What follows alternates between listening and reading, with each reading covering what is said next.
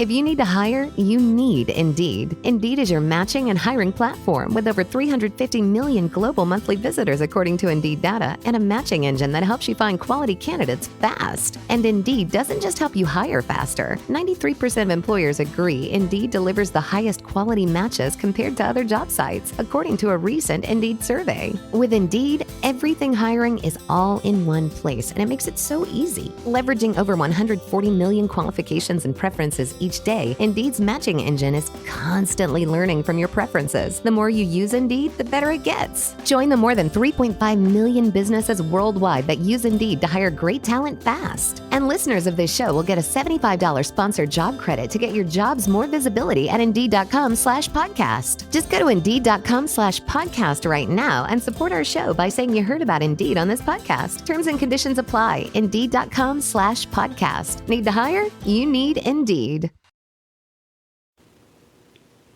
Hello, everyone in podcast listening land. I'm Karen DeVanie. And I'm Anne Varner. And we're sisters. Welcome to Sugar-Coated Murder, where we'll discuss and probably inappropriately laugh about and comment on. Yep, one of our favorite subjects, murder. Oh, and we love to bake. And why not combine our two favorite subjects? Baking and killers. All right, Sugar, what you baking today? I am baking something a little out of the norm for this time of year. Mm-hmm. But when we talked, you told me that you were going to do a really heavy murder. So I got a very heavy murder. Yeah, I decided we needed something light. So I decided that we were going to do something I've never made before called lemon bars. Well, it's crazy you say it's out of the ordinary for this time of year, but for some odd reason, I only make lemon bars at Christmas. How about that? I had no idea. I don't know why, and my family always says, why do you only make these at Christmas? And I don't know why. I don't either. I think I started out making them for Christmas presents for people at work a long time ago, and then it just became part of my, I don't know, Christmas baking repertoire or whatever. That makes sense, though. I mean, it really does. Yeah, I know. It's just weird because you would think it would be in the summertime. Yeah. So I'm going to stand in here and get together my lemon bars, and at the end I'll tell you where I found my recipe. And while I'm doing that, why don't you tell me what you've got on tap for the week? I'm going to tell you about this murder while your dog enjoys his incredibly loud, crunchy kibble. He is a loud kibble eater. So. And he has decided that this is the perfect time for him to eat. Yes, of course. Okay, so here we go. So it's September 2008. This is taking place in Maryland in a kind of a rural area. Not so ironically, or maybe not surprisingly, it's a place where you and I live. What? Yes. So, September 2008, a small girl is walking aimlessly down a gravel road on a Friday late afternoon. Oh, She's all alone. Oh. She's got on no shoes. Oh, Lord. Her hair is so matted it looks like she has dreadlocks pinned up with pink barrettes. Oh, God. And she's not just shoeless, she is only wearing a pink nightshirt. Oh, baby. Her nightshirt is smeared and stained with dirt and what is later determined to be blood and excrement. Oh, gosh. I know, this poor sweet girl. So there's a young man standing out in his yard enjoying a cigarette. Oh, nice. And when I say a young man, this man was 21 years old, which makes me think of our sons because your son is about to be 21. Mine is going to be 20. Oh, my gosh. Or mine is 20. I don't know. Mine is somewhere close to yours. I don't know. I can't keep up with my children. Whatever. He knows how old he is, so that's all that matters. Right. Who cares? So anyway, this I'm calling him a kid. He sees the strange sight of this little girl just wandering around with almost no clothes on and no shoes. I'm not sure what our sons would do, but thankfully he calls out to her. And as she gets closer, he can see she's covered in bruises and cuts. Oh, precious baby. I know. So he says, what happened? And she says in her sweet little 7-year-old voice, my mother beats me. She just beats me to death. Oh, my God. So thankfully, this is a very honorable young man, and he's concerned, and he kneels down and hugs her and says that she just stands limp against him. She never cried. But she did tell him she had not eaten in days. Oh, she had just had enough. So this awesome guy, his name, by the way, is Mr. Garrett, which I think he is just an absolute hero, and I think he's just to be commended for his maturity in this situation, because I think a lot of 21-year-old boys would definitely panic and say, I probably don't want to get involved in this. Sure, yeah. I mean, he could have just walked away. He could have walked right inside. So he says, so when he goes to hug her, she doesn't cry, and she says she's hungry. So he says, do you want me to order pizza? Which any 21-year-old boy would say, that solves all the problems in the world. Yeah, pizza, let me get you So that. she immediately requested pepperoni and ham. Oh. So she must like pepperoni and ham on her pizza. So Mr. Garrett takes her into his house, wraps her up, and orders that pizza. Oh. And then he calls 911 around 5 o'clock. And while he's waiting for the cops to show up, he strikes up a conversation with the sweet little baby. Uh-huh. He can tell she's been through a lot in her 7 short years. And she tells him that her mother had locked her out. Locked her out? Locked her out of the house, is what she says. And so what happened actually is this little girl jumped out of a second floor window to escape what would later be discovered as hell on earth. Oh my God. She's been locked in her room for pretty much all of her life. And she tells Garrett she goes to school, but upon further investigation, it's determined she's not enrolled in any schools or any daycares in the area. When the police arrive, she just constantly says, is my mother going to be arrested? Oh. So she did mention a father to Garrett and the policeman in their conversation, and she seems very protective of him.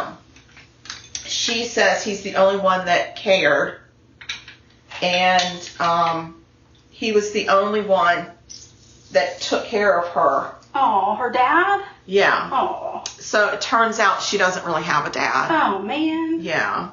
And her mother had adopted her and 2 sisters. So she told Garrett she had been beaten to death, that they had been beaten to death one day, and they just never came back. Her sisters? Her sisters. Oh. She hadn't seen her sisters in a while. Oh, gosh. So I might have told you wrong. You might want to flip that lemon over. That would make so much sense. I know, it just would, and I just am so sorry. That's I led you right. astray. I should have known. Not only have never made any kind of lemon bar, but I know, but I should have known. I've been squeezing lemons and limes all my damn life. All right, so she says that her sisters were beaten to death one day and never came back. Oh. So the next day, Saturday morning, the neighbors are all out in the neighborhood. There's crime scene tape that cordons off the front and backyards, and a bustling group of cops are in and out of the house. Right. And the neighbors are in varying states of disbelief. Right. Some are weepy, some are just standing there in shock. No one ever realized that any children lived in that house. What? They never saw children. There were They never 3 of saw them? any signs of children. No Oh. toys in the yard, no children's voices, nobody running in and out. Oh. They've never, ever known that there were children. Yeah, this is your dog playing with a toy now. He's just not into this murder He's not scene. podcast friendly. He's not podcast ready. But That's fine. to know Whatever. us is to love You our go- pets. Yeah. Okay. Now he's got the bat and he wants to play with the bat, and this bat's got a squeaky toy. We're going to probably be removing all these squeaky toys Yeah, before long. Live and learn, right? Live and learn. Life of a podcast. Live and learn. So anyway, so the neighbors are all around, and they can't believe that there were ever children. They said that they saw a couple, a man and a woman, come and go every once in a while, but the man didn't seem like an everyday fixture. He would come and go, but I don't think they didn't feel like he permanently lived there, but they did see him mowing the lawn the weekend before. Right. So, okay, this is going to go away. And so, Trout is going to be the next case of child abuse. No, I would never. So anyway, what happened was, Renee Denise Bowman showed up at the Calvert County Sheriff's Office looking for her missing kid that evening. What? Well, they had called and left a message on her phone saying, hey, we found your kid. Uh-oh. You might want to come pick her up. Oh, God. So when she got there, they immediately took her in for questioning, and they questioned and questioned. She finally admitted to police that she had lost her temper with the little girl Friday night and had hit her with a hard-heeled shoe. Ah! By 2:30 a.m. Saturday morning, she had been taken into custody and a search warrant had been issued for her house so that they could go find the shoe. Oh. She was being held without bond on first and second degree child abuse. Good. Okay? Good. So the police go to execute the warrant to find the shoe that she had beaten the child with. Right. Upon entry, they find 4 cats and a dog All right. living in the house. All right. That's pets. Animals seem pretty healthy. All right. Nobody's out of control. All right. Upon a full search of the house, they don't find any more children. All right. They go down to the basement, Okay. and there's a huge freezer. Ah, damn. So the freezer is one of the big chest freezers that you open up from the top. It's just not a good idea, people. Just don't. Well, all I can think of is like the Norman Bates show, Bates Motel, gosh. and they always showed that big empty freezer with the light, Yeah, and the basement by the was way, so creepy. great show. Love that show, but creepy freezer. Yeah. Unless you have a lot of pies or a lot of meat, like to store, you don't need a freezer. And maybe keep it in your kitchen in a well-lit area. So I people aren't agree. just- I mean, why the basement? Let's keep our How about freezers keep it out of on the basement. back porch? Wow. I don't know, but not in the basement. Let's don't go in the basement. Yeah. So anyway, they open up the freezer Oh, God. and they find human remains. No way. So No. there's a toe sticking out of one of the A toe? a toe sticking out of a trash bag. Oh, God. That's how they knew there was human remains. They just didn't know what they had. So then they have to go get another search warrant to get the freezer. Oh, so they needed a search warrant to get the freezer out of the house. Yeah. Oh. Yeah. So they take the freezer. I don't know who gets the job of transporting that freezer, wow. but they take it and they look in it and they find the human remains of 2 small girls. Oh, Malanta. Turns out these were the 2 daughters that Bowman had adopted. Oh, my God. This evil witch. Oh, she's diabolical. So she was still receiving. And she adopted these kids? She adopted them legally. Oh, why aren't you going to adopt people and then just kill them? I don't understand. Well, I can tell you why. I'll tell you right now in this next sentence. Okay. She was receiving a $2,400 a month adoption stipend from the state. Oh, my God. Because the girls she adopted were considered to be special needs. No way. In total, she collected over $150,000 for having those girls, and she kept them in a freezer so she could continue to get the checks. Oh, my God. Yes. And She was nobody in ever it. checks on the kids? She was in it for the money. Oh, my gosh. So, I don't know. I mean, their special needs, it's kind of a weird thing. I know their special need would have maybe not end up dead in a freezer. That's a special need. I don't think that you should need that kind of special needs adoption stipend. If you're going to adopt a child out of love, you're going to adopt that child. If they have special needs and they qualify for some type of supplemental income from the state, then you go through those channels. But I don't think it should be, here, take this kid, you get $800.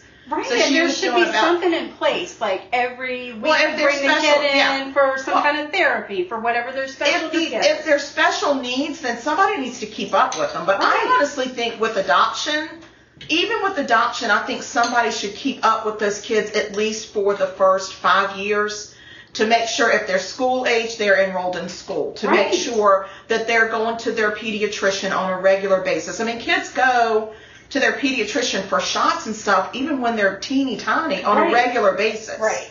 So my thing is, the state should check in with the pediatricians. They should check in. You don't get your check unless we hear. I don't think they should get a freaking check. I didn't get a check when my babies were born out of my hoo-ha. Very true. It's very true. Like, if you want a baby, get a baby. I don't have a problem with that, but it's yours to take care of. Right. Don't depend I mean, on this the isn't the state's foster money. care system. This was literally adoption. Jeez.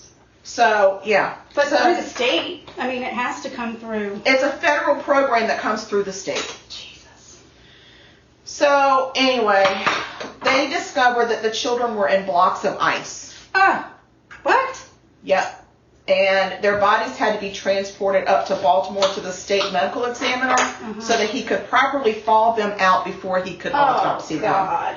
Isn't that disgusting? That's disgusting. Well, first of all, I couldn't have a job where I had to thaw bodies out of anything. No. Like, I remember when we had a snake and we used to buy the frozen mouse for the snake because I couldn't stand to feed the live mice to the snake. Yeah. And even the frozen mice used to give me the willies when we were having to thaw them out to room temperature. I couldn't take it. No. It's just disgusting. Yeah. And that's a mouse. It's a teeny tiny mouse as big as your finger. Yeah. Okay. I mean, these are babies. These are babies in ice. Yeah. So anyway, it gets worse. Oh no! How could it get worse? All right. Well, here's the backstory. So Bowman, that's the diabolical bitch, she formerly lived in Rockville, Maryland. She adopted the first girl, one of the deceased girls, in July of 2001. Okay. So that girl had been living with her for 7 years. Okay. She would have been 11 at the time she was discovered in the freezer. Okay. 3 years later, so 2004, she adopted the middle and youngest children, and they were blood-related sisters. Oh. The middle child would have been 9 when her body was discovered, and I already said that the youngest one was 7. The one that was found walking the streets? Yes. Okay. Yes, with no shoes on, and the guy gave her pizza. So by the time the trial comes along, this little survivor is 9 years old. Okay. So back to Rockville. One of the neighbors in Rockville, in the neighborhood where Bowman and her kids lived, said that Bowman literally moved in the middle of the night one night. Just was up and gone. And so the crazy thing that I don't understand is she adopted all 3 girls from D.C. Oh. Not from Maryland. So she adopted them in D.C. but lived in Maryland. So but you can adopt kids from a different state. So I guess it makes sense. Right. D.C. officials did say that Bowman met the adoption criteria, which included a background check and a home inspection. And then they did confirm that the special needs designation means either that the children are part of a sibling set or a racial minority group, have a learning disability, or were relinquished to the state by their biological parents. Aren't all adopted kids relinquished by the biological parents? Yeah, I mean, I guess it just depends on the circumstance, though. I mean, are you forced to relinquish because you went to jail? I know, but it just says if they were relinquished to the state. I guess, I don't know. None of this makes any damn sense to me. Right. Or whatever. All right, so the diabolical bitch from hell has ended up with 3 beautiful babies, of which she has now killed and frozen 2. Okay, and she's getting about $800 a child a month. So $400 a month. Yeah. For children. Yeah. And I know that house that she lived in Calvert County, Maryland, and she was not paying $2,400 a month in rent. Right. Because that was not a big house, and it was not the greatest house in the world. So, anyway, the first autopsy did not show a cause of death. Okay. Bowman told authorities she had abused the girls. Oh. She wouldn't admit to killing them. She said the first one died from not eating. Okay. So that little girl. So it's her fault. She died. It's her fault. Okay, so she would have been 11 when she was discovered in the freezer. Let's say she was in the freezer for a year. I don't know how. They can't tell when the girls had been killed. Right.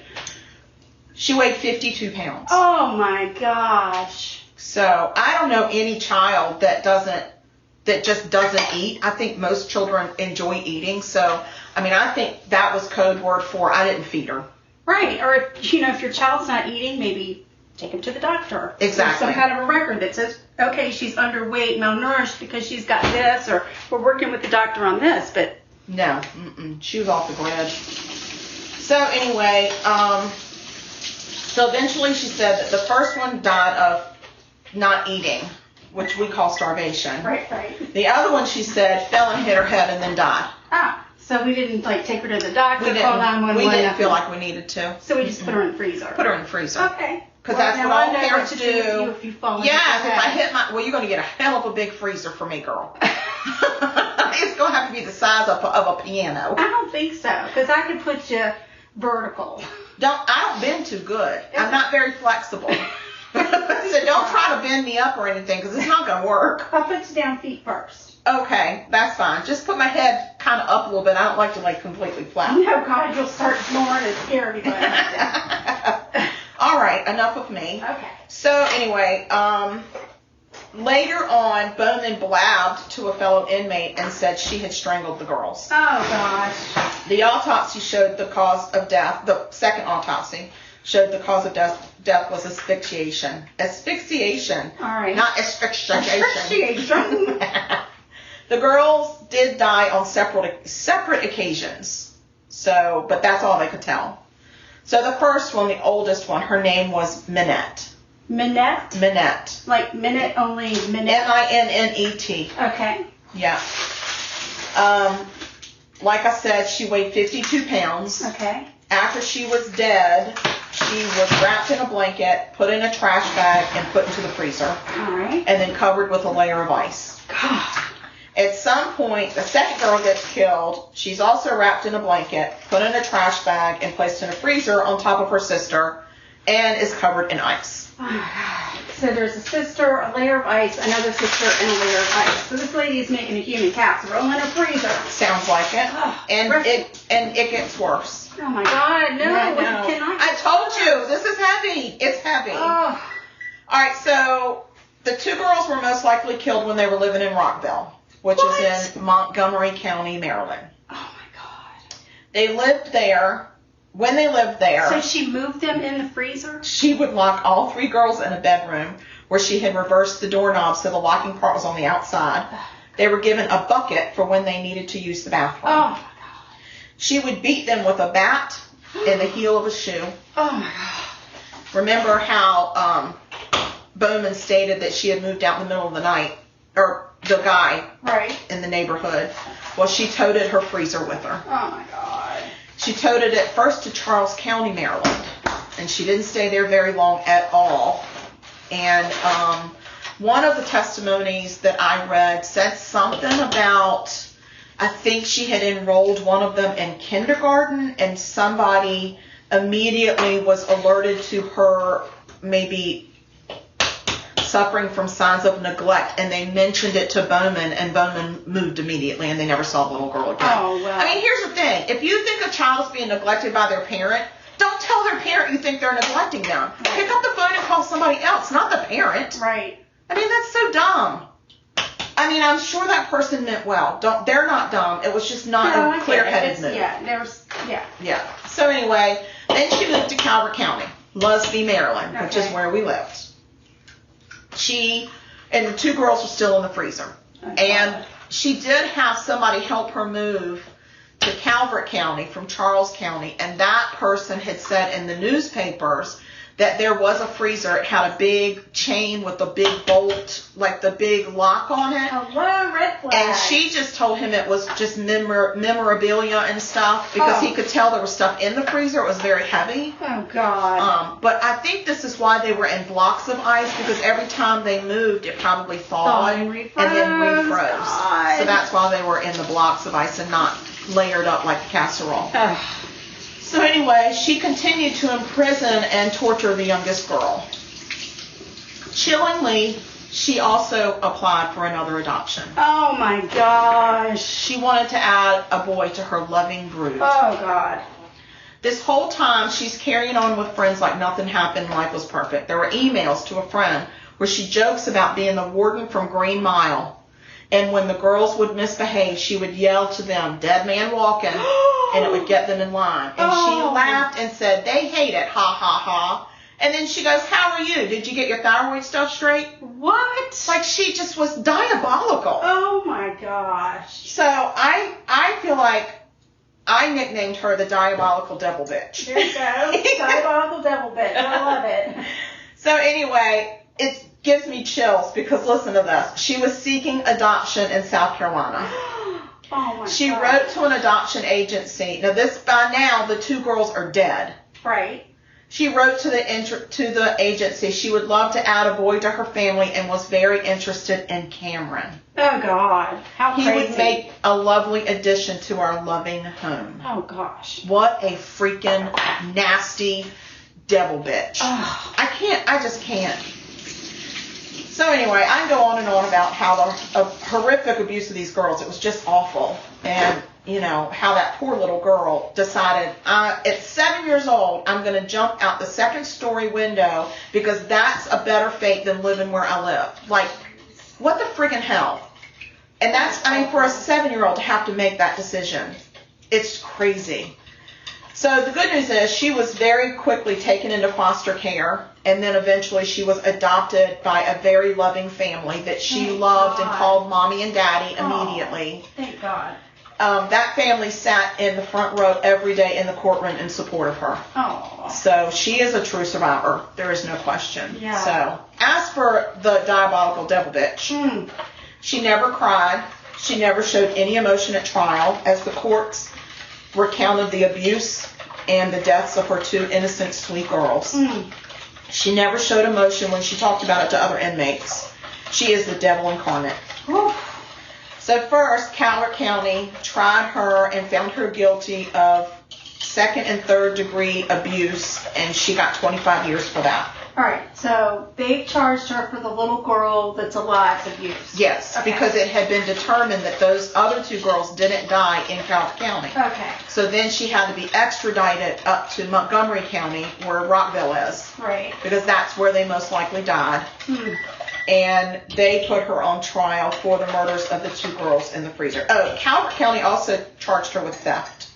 And that stemmed from taking the money from, she took the money from D.C. after the girls were dead. Gotcha. So they charged her for theft. I would think it would be defrauding the government, but whatever. I don't know the laws. I guess whatever sticks, right? Yeah, I guess whatever sticks. So anyway, so then she went on trial for murder. And do you know that sweet little girl got right up on that stand and testified against her? Good for her. She calls her my ex-mother. She will not call her by name. And when the defense attorney said, why do you refer to her as that? And she said, I don't ever want to say her name. Oh, gosh.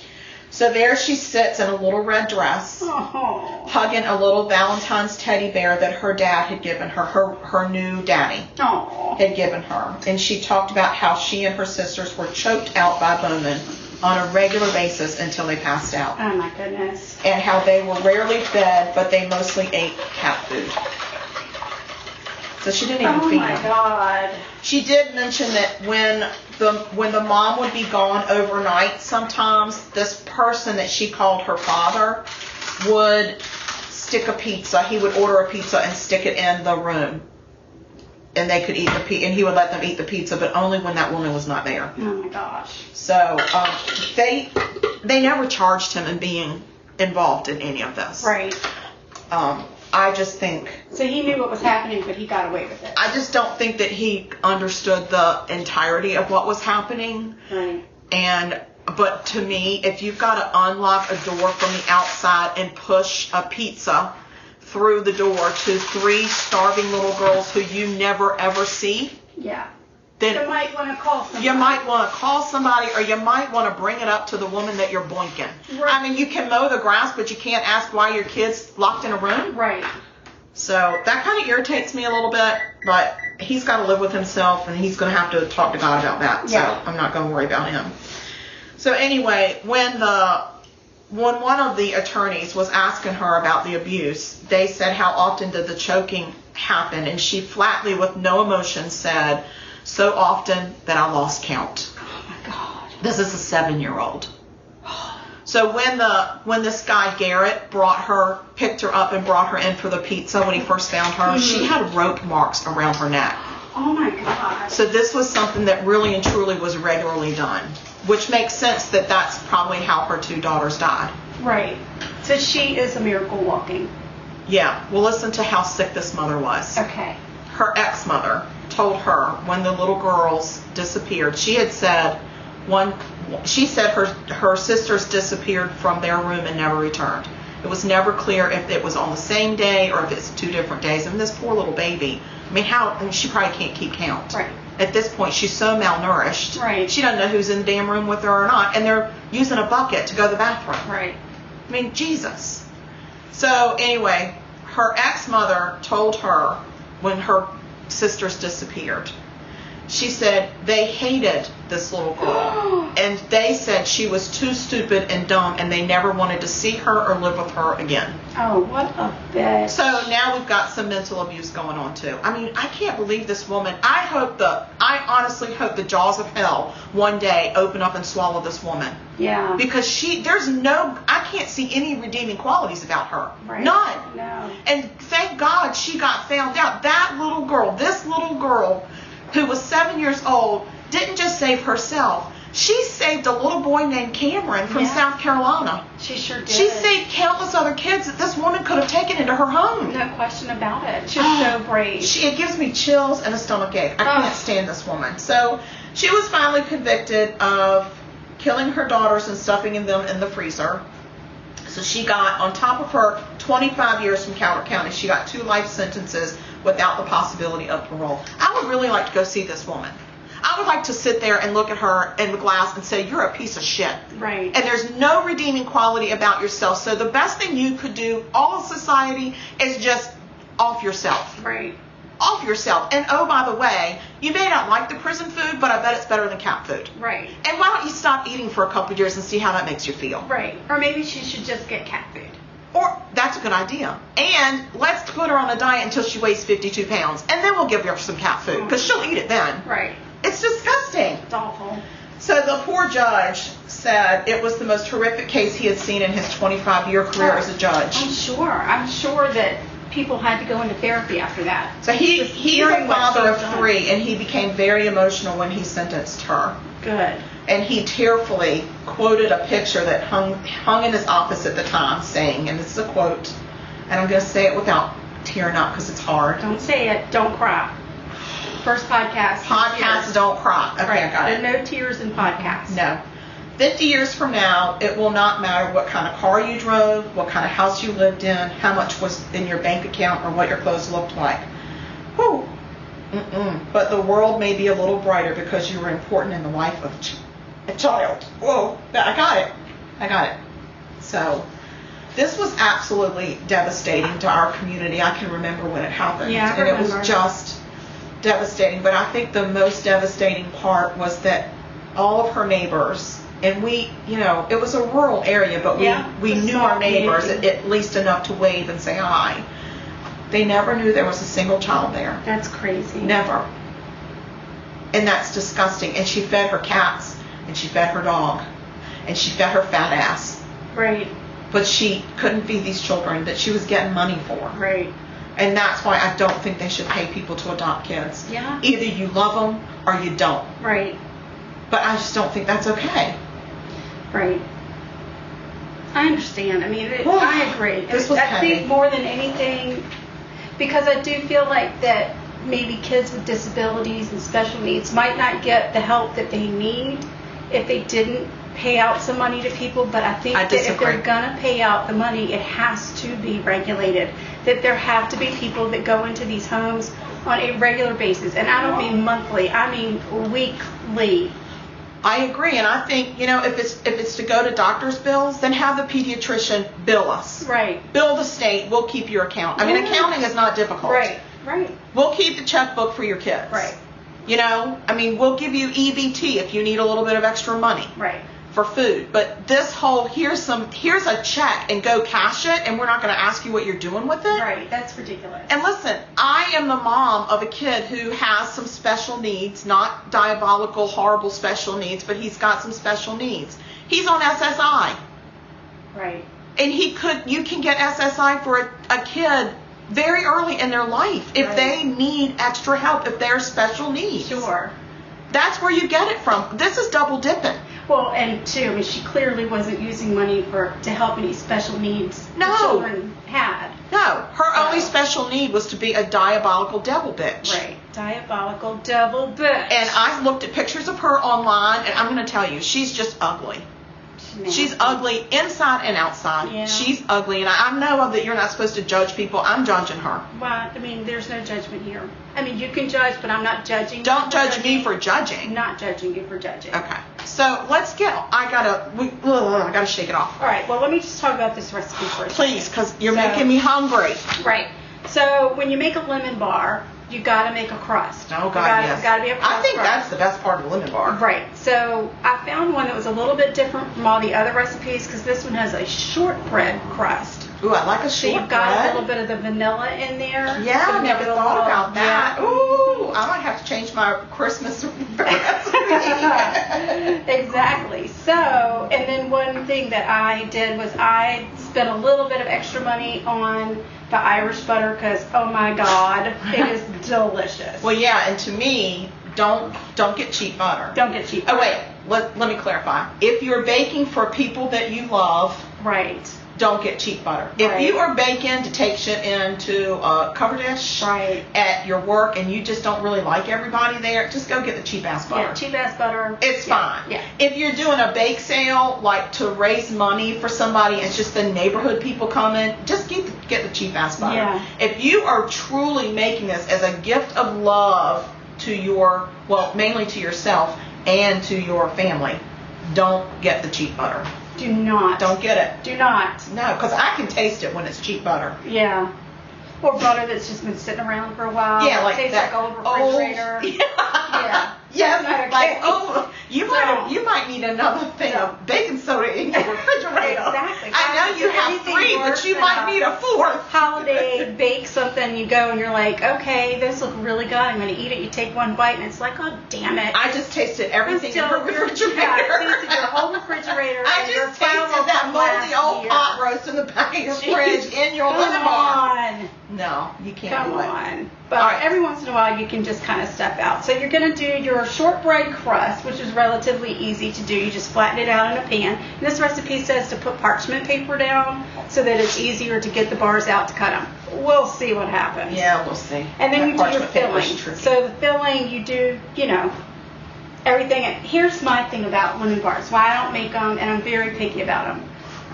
I'm always worried because there's so many eggs in the recipe that when I pour the mixture over the crust, because you got to do it warm, that's going to scramble my eggs. It's not. So, and I've tasted some It where tastes like scrambled eggs. I don't like that. I want to taste the eggs in my lemon bar. It's not an egg bar, it's a lemon bar. Yes. But I will tell you that when I make them for my Christmas repertoire, Mm-hmm. I usually get my eggs close to room temperature. I'm trying to think of any time in my life where you had brought me freaking lemon bars for Christmas. I know. Well, shut up. It doesn't make sense to bake you shit because you bake too, and you bake good, and you bake as good as me, if not better. Excuse me. We both know that when you bake for people, it's your way of showing love. So It you're is. going to have to show me some Christmas love I'm this gonna show time. you some. I'm gonna do it This time around. this time. So. Remember when I used to get you to make my Christmas cookies for my Christmas Oh my cookies? God! Here's what she would do. She's brilliant. Well, I would Brilliant. go out. Well, I would go away for the weekend for my anniversary with my husband, and Yeah. I would say, "Here's the recipe," and oh, here's my child. Right. Here's my child for the weekend. Right. To entertain your child, because our kids are 7 months apart. Yes. And then she'd be like, "Oh my God, I don't think I'm gonna have time to do this," and she would have me making hundreds of freaking cookies. Yeah, I think the 'Cause her least amount husband- that we did was 6 dozen. Right, because her husband was a teacher, and then they had to be dusted with sparkly sugar, and these Oh, are yeah, the it had to be teachers, and- festive. oh my God! So she'd come home, to pick up her son from her weekend with her husband, her love Yay! weekend, and I would be freaking exhausted. My kitchen would look like an exploded Christmas, and then she would take all the damn cookies with her and leave me nada. Hey, listen, you should have put some aside for your own self. Oh my God. Live and learn. That doesn't happen anymore. It does not happen anymore. It took her about 3 years to stop that. Yeah. Yes, and then I switched over and became the crazy church lady who made pumpkin bread Yes, for all the for everybody. newcomers in church. That doesn't happen Absolutely. anymore either. No, you live and learn, sugar. You live and learn. You live and right. learn, All so. right, so I guess my lemon bars are in the oven. Perfect. You got the timer set? I got the timer set. All right, let's hear your murder. And I've got a murder. You got a murder. I got a murder on my hands. I'll be, And my dog. I almost called him your son. I might as well call him your special needs. My special son. needs son, right. Yes. Trout, the God, I don't dog. know what you want. You got all the toys here, and every time I try to get one, you bite me. I think he might have a murder to talk about. He is a diabolical murderer. All right. Okay, go. You guys are going to have to settle down. Settle down. You might have to move somewhere or hold him, pick him up. Okay.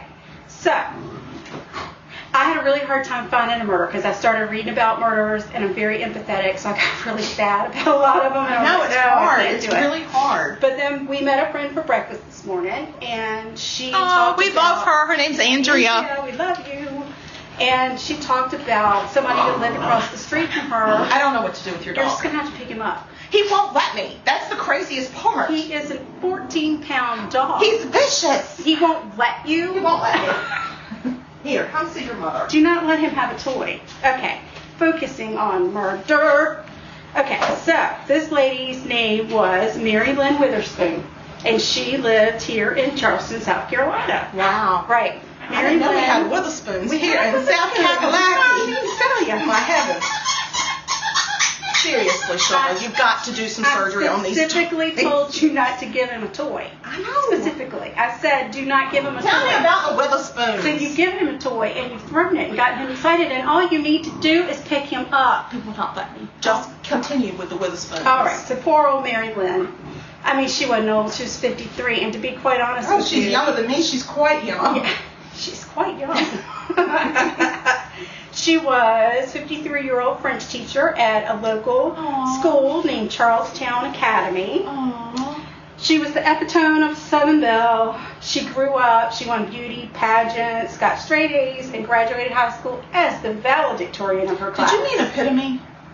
Epitome? No, that's a word, epitome. Do we need to look it up? No, let's not look it up right now. Would you like me to Google it? No, I got it. I got it. I've always called it epitome. Well, I think that's a separate word. No, that's the same thing. Okay, whatever. All right, just go ahead with your murder. Epitome, epitome, whatever you want to call it. She was All good right, at Grandma it. Queen. Anywho, she married a doctor. She had one child, Jane, and they lived happily for a while. And then Mary Lynn was unhappy and got divorced. It happens. So she and her doctor husband got divorced. Well, I hope she divorced well. She probably did. Okay. She lived down on Trad Street in Charleston. Okay. And those houses are beautiful, old Charleston houses. All Very right. touristy So she must area. have. I believe she well. did well, because I don't think that they pay all that well as French teachers, even at private school. No, I can't imagine. Anywho, so, but once she was back on the market, she had plenty of suitors. Plenty of suitors. One in particular. Was she 53 at this point? So, no, at this Okay. point, it was in 81. I was trying to just see if. She was born in 1950, do the math.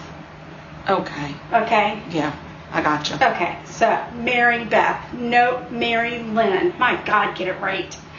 Anywho, so she meets this guy, and his name is Edmonds Brown III. Edmonds? Edmonds. Yes, Edmonds That's Brown. very hoity-toity name. Yes, he was a member of one of Charleston's oldest families, father of two, and his wife just up and left him one day. Oh. Up and left him. Well, I smell a rat. Well, I mean, I think it's lemon bars, but you can call them No. what you want. All right. So Sugar, anyway, your lemon bars smell like a rat. well, then you don't get any. No, I'm just Get kidding. none, zero. I'm just kidding.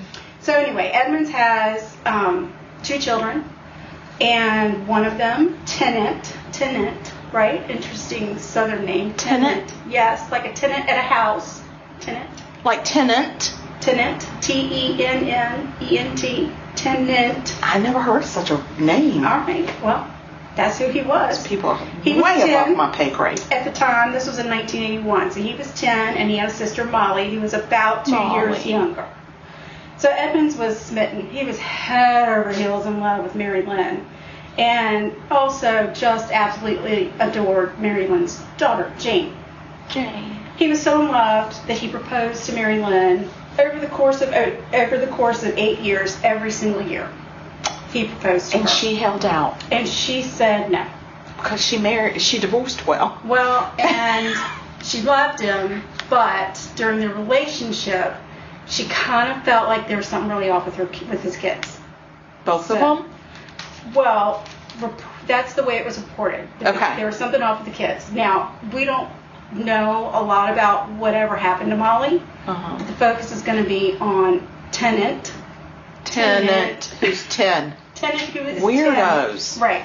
So during the course of the relationship, Tenant was, really liked Mary Lynn, just seemed to be obsessed. The boy. Okay. And Mary Lynn could see that he was troubled. Dear. She tried very hard to befriend him, but he was just off. It just became really, really, really difficult. So by 1988, Mary Lynn said, I can't do it anymore. She's called it quits. I can't. Right. And Tenant was upset about the breakup. Wait, Tenant was upset? Tenant No. Yeah. What about I'm sure Edmonds? Edmonds was sad, but evidently it hit Tennant really hard. Okay. He just couldn't stop hanging around. Okay. Right. So he started stalking her. Oh my God. And he kept up with her. He stalked her so much that she actually left Charleston for a little bit, and he knew exactly where she was the whole time she was gone. And this is before computers. Right. So this is 1988. I mean, he didn't have a 17, GPS right. tracker. How did he do that? I don't know. I think he followed her. I don't know. That's so weird. I hate to speculate, but yeah. Well, that's what we do. is Shit we was speculate. crazy. Anyway. You'd be crazy. So in 1989. I mean, crazy is not the greatest word. That we're not supposed to use that word now. So Mentally challenged. whatever it was, he was crazy back then, but we would call him maybe something else today. Okay. Special needs. No. Okay, so it's 1989. Mary Lynn is off visiting with her mother. She and her mama go take a nice little walk. It's a beautiful day. They take a walk. So, but she lived back in Charleston? No. She Her was mom somewhere was else. out of town. Okay. Yeah. So they take a walk. They get back to the mama's house, and something just kind of seems not right. And Mary Lynn goes into her bedroom and notices that somebody has gone through her suitcase and stolen her makeup and some of her clothes. But nothing else was disrupted in the house. What? Right. So Mary Lynn's mother immediately says, I know who did this. It was Tennant. I know it was Tennant. And she picked up the phone and she called him. And she said... She called Tennant? She did. And berated him over the phone. Just said, who do you think you are? You can't just come into my house Oh my gosh. and do what you want. Right. So the mother and Jackie's family... not Jackie, excuse me. Mary Lynn's sister, the hell Jackie. is Jackie? I'm sorry. Mary Lynn has a sister named Jackie. All right. They said, you need to call the police and report this. And Mary Lynn said, you know what? He's just a troubled boy. I don't want to cause a lot of commotion. I am not going to call the police. So she didn't. She didn't call no police. She didn't call the police. No po-po. She did not call the police. So she was spooked, you know. Oh She my was God, I would have been upset. so creeped out about that. She felt violated, but she didn't press charges, and she returned home to Charleston. So she constantly was living her life on high alert, always looking over her shoulder. That's awful. Yeah. And was her then- daughter around? So her daughter lived, I'm assuming she went to college somewhere, but Oh, she okay. eventually lived about 2 hours away. Okay. So it doesn't All right. tell me exactly where she was. And all of this I got from there was a Dateline Fatal Attraction Ooh. on this whole murder. And Okay. that's where I'm getting all of my information. So, Okay. all of a sudden in 1991, Tennant Brown disappeared. Oh. She just stopped seeing him. She was like, okay.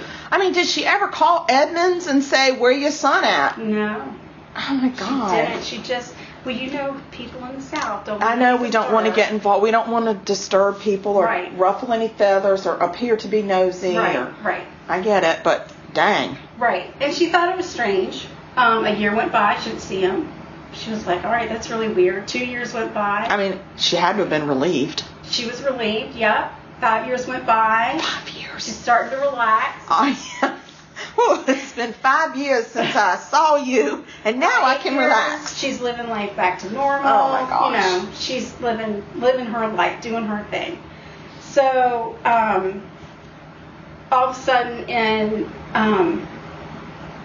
let's see, it was 1991 when he left, so it was 8 years later.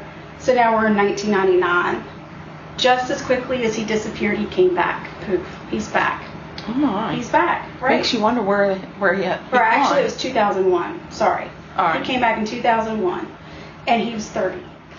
So by Okay. the time he's 30 years old, he's been off doing his thing. and Wherever he's he back. was. Right. And he came back with vengeance. He came back and started stalking her. What? Yeah. And people, Mary Lynn's friends kept saying, you need to call the police, you need to call the police. And she said, you know what? It's not against the law for somebody to stop and stare at my house, which is the truth. It is true. That is very true. There wasn't a whole lot that the police could do. Now, she did have friends in the police department that she asked to please keep an eye on her house. So I'd have been like, keep your eye on myself. Right. Please keep an eye on me. Right. While I'm in my house. And once he showed up again and started the stalking again, her friends actually did call Edmonds, Tennant's father. Right. And said, listen, this is going on, you need to put a stop to it. But I think these are set. Let me see. Wiggle it. Yep. I feel like they are. Ooh, she's taking them lemon bars out. I'm taking the lemon bars out, people. I got to put a hole in it. So anyway, they called Edmonds that, this guy is 30 years old now. There's not a whole lot his dad can do.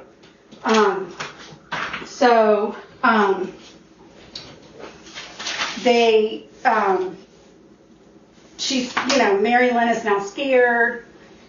She's got her people, watching her house. And then that goes on for a couple of years. And in 2003, Tennant kind of escalated his stalking. He broke into her house and stole some of her clothes. This is weird with him stealing her clothes. I know, it is weird, right? Oh, it just gives me the chills. Right. Ew. He's probably like, ew, I just don't want to know what he's doing. Yeah. He's clearly got some sort of problem going on. So, and the way that she knows this is she walks into her house and looks in her backyard, and he's standing in her backyard, staring at her with a pillowcase filled with her clothes. Oh, so he wasn't even trying to hide that he stole them. Right. And he knows that she's seen her, and he just turns around and walks away. Oh my God, this is really creepy. Right. So she then is like, holy crap. We're at a whole new level. Like, he's no longer outside my house looking in. He is now inside my house. And flaunting it. In my face. Right. Like saying, I got your clothes in your pillowcase. I mean, he stole a pillowcase too. Right. So don't fear not. Oh. Mary Lynn picks up the phone. Finally. And calls her sister. Oh no. Right?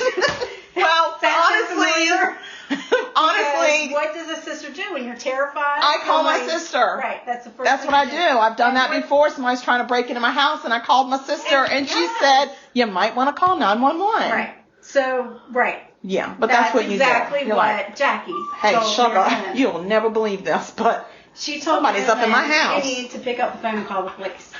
So, finally, Mary Lynn picks up the phone and calls the police. So the police pick him up. They find Tennant Brown, and they pick him up for burglary. Mm-hmm. They arrest him, and he goes to jail.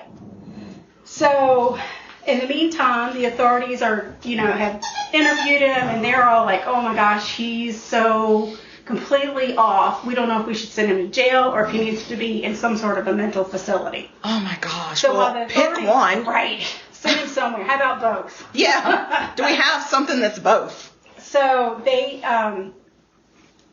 while they're trying to figure their mess out, Mary Lynn calls into this system that she has become aware of called the Victim Notification System. It's also called Vines. And that's still in place now, where supposedly you'll register, you'll get a victim ID number, and if the person who has committed the crime against you is released, you get a phone call and a letter in the mail. Okay. So she's like, okay, then I'm good to go. He's in jail or wherever he is, and they're going to call me if he gets out. So over the next 4 months, Mary Lynn is like, hell yeah, I'm not being stalked. My stalker's in jail. I'm good to go. Good to go. I know where this whack job is. And I'd have been like, by the way, I'll take my clothes back. Right. I wonder if she did get her clothes back. She probably didn't want them. I wouldn't want them. But I wouldn't want him to keep them. No, that's my thing. I want them to be out of his possession. Right. I would probably donate them to somebody else, but I would never want him to keep them. No, I just don't want him to have them. Right. So she's enjoying her life. She's free. She's no longer feeling this big, awful feeling of dread. She went and spent some time with her daughter, who's married. Mm-hmm. And then in the fall, Mary Lynn, goes back into her teaching. Remember, she's a French teacher at this Charleston Academy, and she loves teacher, and she's beloved. So she's back to doing that. So that starts off the school year. And then November 14th. So you're, what, a month and a half, 2 months? Yeah. A little bit more into the school year. Mm-hmm.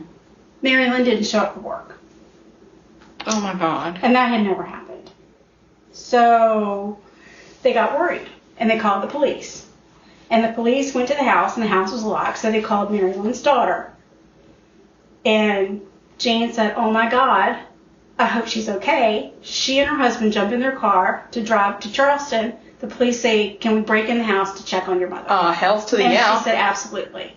So the police go in, and they sense that something's really not right. As soon as they walk in, they go up to the second floor where there's a sitting room, where a lot of people from the South recognize that bedrooms oftentimes had sitting rooms. Yeah, you had a room yeah. where you could sit, and you had your closet and your dresser, yeah, all that stuff in your sitting room. I mean, it takes a lot to get dressed. You need to relax a little in between. Yes, you may just need to sit down. And I will take visitors in my closet, but I shall not take them in my bedroom. No, that's tacky. No. So they walk up into the sitting room, and the closets are open. All the drawers are open, and there are clothes strewn all over the floor. So they're like, what the hell? That's like me on a typical work day. Right. So they basically walked into my bedroom. Yeah. They'd have been like, why don't you use your closet? Why do you gotta, why is there a pile of clothes here next to the closet? Exactly. So anyway, they could tell things had been rifled through. There's stuff all over the floor. And they continue on, and they go into the bathroom. And there's Mary Lynn in the bathroom. Aww. She's in the bathtub, in the water. She's naked. She's dead. Oh, my God. Her feet and hands are bound with tape. Oh, God. And it looked as if she'd been strangled. Poor Mary Lynn. There was a knife nearby, and they could tell that Mary Lynn had been raped. Right. So right away, the family is like, oh, we know who did that. it has to be Tennant. It has to be. Oh, my God, I have chills. So, but Mary Lynn's daughter says, wait a minute, it can't be Tennant because Tennant's still in jail. Right? Because Mary Lynn hasn't heard that he's been out of jail. So, of course, he's still in jail, so it must not have been him. Right? So, at the scene, they also find a neighbor's purse, and they're thinking, holy crap. A neighbor's purse? Yeah, there's a neighbor's purse. But the neighbor's purse means female. Female done rape somebody. Right, but they're thinking, oh, my gosh, I wonder if that neighbor is dead, too. Oh, my gosh, I didn't think about that. Here Right. I'm thinking they think that the neighbor... Right, so they track down the neighbor. The neighbor has had her house broken into, but she is not harmed. She's had things stolen from her, clearly her purse, but she is not harmed. Okay? Okay, so they're back to what the heck happened to Mary Lynn. The police do a little bit of research, and they say, uh-oh, it turns out that Tennant Brown is not in jail like we thought. Oh, my God. Evidently, an automated machine through this victim service system, whatever, Vines, called her phone. Did not leave a message. Oh, that's a just problem. Rang the phone. Right. And because it wasn't monitored by humans, they didn't know that she didn't get a message. No, I hope they've changed that. So they've not, she never got a phone call. Oh. And they've looked through her mail. She never got a letter. So oh my gosh. They continue to do their investigation, and the next day, the mailman comes, drops the mail off, and there's the notification. Oh my gosh, you got to be kidding. The day after she got murdered. Yep. So they're like, holy crap, it was definitely. That's why they call it snail mail. Snail mail. That's not okay. I'm thinking now text or, now I know back then in 2003, maybe we weren't there yet, but now I'm thinking we should get a text. I'm thinking that it should be on the 24-hour news. I mean, yeah, like an Amber Alert. Yeah, I agree. Yeah. So, how did he get out? Did he escape jail? No, he did not. He did not. It was determined that he needed mental care. Okay. Okay. So the court said, we're going to send you to a mental facility. Okay. Something happened in the paperwork, and they took him to a mental health clinic. Oh, my gosh. And they dropped him off, and the people looked at the paperwork, and they're like, great, you need to come back and report here on Wednesday. You need to be on your meds. We're going to monitor your meds, and we're going to do some group counseling. Oh, my gosh. But you can go. He's a complete lunatic. Right. So they have released a ticking time bomb back out into the community, and they've not notified his victim that he's out there. So Mary Lynn had absolutely no idea. Oh, my gosh. No idea. That is not okay. That is so not fair. It's definitely not. Mary Lynn. Right. So back then, it takes a while to get your DNA evidence. So there's a lot of speculation. They've sent everything off to the lab, but they don't have proof enough to take this person to trial. So what are they going to do, right? They pick him up and they're trying to figure out, okay, how are we going to hold him? Well, when they pick him up... how about with ropes and chains under the jail? There's an idea. When they pick him up, they go to process him. They take his driver's license. The detective looks at his driver's license and realizes, holy shit, the address on his license is Mary Lynn's address. What? He has had his address changed on his driver's license to Mary Lynn's house. Oh my gosh. Right. So the detective's like, okay, what's happening here? Well, evidently he had also stolen Mary Lynn's car and abandoned it a few blocks away, and police found it.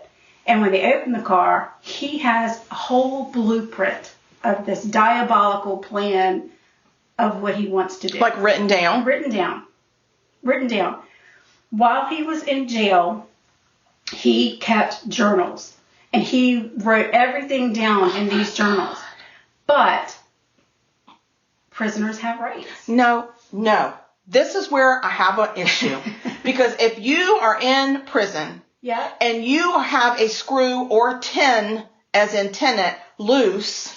Right. You don't get privacy in your journals. Right. Because that's not okay. And here's the thing. If you are clear-headed and you're in jail and you're itching to write a journal and you know it's going to be read, then just save your shit from when you're out of jail. Right. Oh, my God. Right. Oh, my God. So he probably had an entire grocery list full of how he was going to kill this woman. Oh, you will not believe how this story turns out. Oh, my God. There's so many twists and turns. I really hope that somebody learned a huge lesson and that something changed. Right. Because this is crazy. Grotesque. Yeah, it's crazy. So, while he was in jail, his rights were protected and they couldn't read his journals. Could not read his journals. So, they've now got him on the theft of Mary Lynn's car, and that's how they can hold him. They can hold him. Right. Yeah, now. And now they've got this whole plot that he's this blueprint for. Well, and if the journals were in the car, now they can read them. Right. That's true. Exactly. I mean, you can't read them when they're in his possession. Exactly. So, they started going over all this stuff, and eventually the true story of what he had planned started to come out. And by the time the DNA evidence came out and confirmed that Tennant was, in fact, the murderer, they were starting to really kind of uncover what happened to Mary Lynn on her last day and what had been going on with Tennant Brown over the last few years. He didn't, turns out, oh, and just one more little tidbit I'm going to put out there and then we'll come back to it. A couple of days after she's murdered, a package shows up. They open the package and it's hormones. Right? Okay. So they're like, okay, we're going to... Well, I mean, she was in her 50s. She could have been needing some... Problem is, it was addressed to Tennant Brown. But it was charged with Mary Lynn's credit card. Well, right. So we're going to set this aside. We'll come back. Okay. So they start going through everything, and it turns out, hold on to your cap, it's crazy. It turns out that Tennant didn't just want to kill Mary Lynn. He wanted to be Mary Lynn. Oh my gosh. Right. While he was in jail, the reason that they wanted to send him to a mental facility is because he had been diagnosed as bipolar and he had gender dysphoria, which what does that mean? You can't figure out what gender you are. He's very confused about what gender he's supposed to be. That's okay. I don't think that makes people, I don't think it always makes people mentally I don't think deranged. It does either, but you add bipolar. I mean, I get it. And back then, it probably added to a lot of confusion for him because we didn't understand it as well as we do now. Right. And so now we just are like, yeah, I'm sorry that you're going through that. Right. And you can be a little bit more open about it. Sure. But yeah. This probably added to he had the gender realignment hormone sent to this house because his intent was to become a woman and live in Mary Lynn's house. So he had to have known he had to kill her before those hormones showed up. Absolutely. So this was a timing on his part. All part of his diabolical plan. He's a diabolical devil bitch too. He is diabolical devil bitch. Oh my exactly. God. So they finally find out that on the last day of Mary Lynn's death, that tenant broke into the house. He forced her upstairs. They could see where she had fought because there was some damage to the stairs. He raped and strangled her and then left her body in the bathtub. Ew. He then went into the kitchen and cooked himself breakfast. Oh, well, it does strike up quite an appetite when you rape and murder somebody. Yeah, and then he started the process of taking over her property and her life. What do you mean? As a woman. His plan was to remortgage the house, right, under his name. What a jerk. As a woman. As a woman? Correct. Was he going to be Mary Lynn Witherspoon? He wanted to be Mary Lynn. Oh my gosh. Right. So he's messed up in the head, but not messed up in the head enough to say, I'm going to remortgage a house. Right. Yeah. Oh my gosh. That poor Mary Lynn. I know. That poor Mary Lynn's daughter. The worst part about it is that it all could have been prevented. It all could have been prevented. What? It turned out that after his last arrest, when he was picked up for burglary, that he was assigned to the South Carolina Mental Health Court. His release was conditioned on counseling, medication, and supervision. So he was supposed to go into the facility. Like to stay? To stay. But there was some kind of confusion in the paperwork, and that's not what happened. Well, yeah, because they took him to a clinic. A clinic is not normally where you stay. Exactly. I mean, those people were just like, yeah, this is what we do. You come in, and we're going to tell you when your appointment is, and tell you stay on your meds, and come back, and then we'll figure out our plan. Right. And then that whole warning system completely failed. Yes, it did. She could have gone somewhere and, gotten protection of some sort. I would have invited the entire police force to have dinner and a sleepover at my house. Absolutely. So eventually Tenant Brown pled guilty. Well, that was nice of him. Yep. And Mary Lynn's family did not want to have a trial.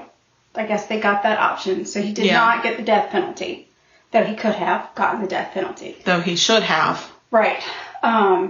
He was sentenced to life without parole. And in 2005, Mary Lynn's sister Jackie sent a very fiery letter to South Carolina Congressman Merrill Smith, and she delivered it in person. Okay. After 4 months, Mary Lynn's law was passed. Oh, they named it after her. That gives me chills. Yeah. Oh, God, she didn't die in vain. No, that law improved the notification procedures, increased victims' rights, and provided stricter penalties for stalkers. Yeah. Jackie stood by Governor Mark Sanford with a picture of Mary Lynn as he signed the bill into law on May 26, 2005. And that is the tragic story of Mary Lynn Witherspoon. Oh, my gosh. I know. So something good did come out of it. I know. There's so many topics there that you touch on with mental health and, Well, the state of our mental health facilities and support, I think, across the nation are lacking. And I think we learned that in probably the hardest lessons. Right.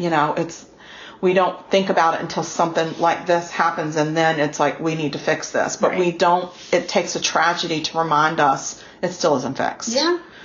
So, oh Lord, sugar, that was pretty heavy. That was heavy. So feed me a lemon bar. Well, the lemon bars are not going to be ready for 2 hours, so. What? I'm just kidding. That's not okay. That's not part of our deal. No, it is not part of our deal. They smell delicious. We'll see what happens with them. We're going to put a picture of these up on our Facebook group too. Yeah. So that you can see it. And then, you can email us at sugarcoated. No, I'm lying. Don't tell stories. I'm telling you a story. It's murder.sugarcoated@gmail.com. You can email us and request the recipe from us if it looks like something you'd like to do.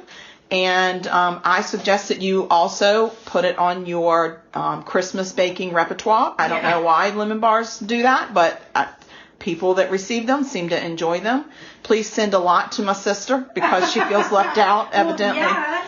So, and I guess we're just going to wait for these little things to cool. How long? What are we doing? Well, I'm going to put some powdered sugar on them. Because that's what you do. Your Your special needs son says he's not sure he likes that. So they say, and just so you know, this is off of a website called Sally's Baking Addiction. Ooh, I have a baking addiction. I also have an eating God bless Sally. addiction. Oh, and Trout says he has an addiction too to getting in on the podcast. He feels neglected. He just wants you to hold him. I don't know why you won't hold the dog. Because he won't let me pick him up. He is so confused. And why you can't pick the dog He up? doesn't understand that I'm trying, no, he wiggles out of my hands. He wants me to pick him up, but he's scared. All right, well, I tell you what, let's taste those lemon bars Be warm. and I like a warm lemon bar. I don't mind it at all. Cold lemon bar that we'll see what happens. Well, you don't have to eat these. How's that? You're fine. Hopefully they're done. Here, let me just take a taste. Yeah, here you go. I'll let everybody know how yummy. Oh, it's very warm. Oh, I love it. So good. Oh. That is so good. All right, we're going to hang up because it's just All right, obnoxious to talk over my Stay sweet. We love y'all. Great day.